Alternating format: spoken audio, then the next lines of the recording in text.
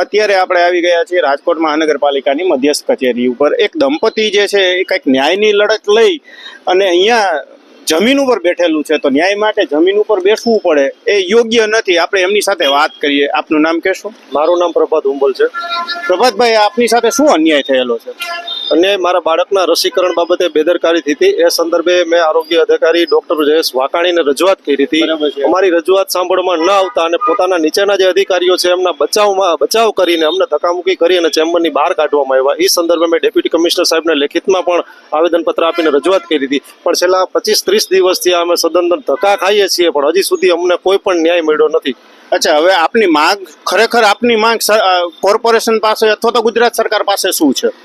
મારી માંગ એ જ છે કે આવા તાનાશાહ અધિકારીઓ છે તેને ઘર ભેગા કરવામાં આવે. કારણ કે જ્યારે કોઈ નાગરિક ઉપર અત્યાચાર થાય, એમના બાળકના રસીકરણ જેવી ગંભીર બાબતે જો આ લોકો બેદરકારી દાખવતા હોય અને એ સંદર્ભે જો એક્શન ના લઈ શકતા હોય તો આવા લોકોને બરતરફ કરવા જોઈએ.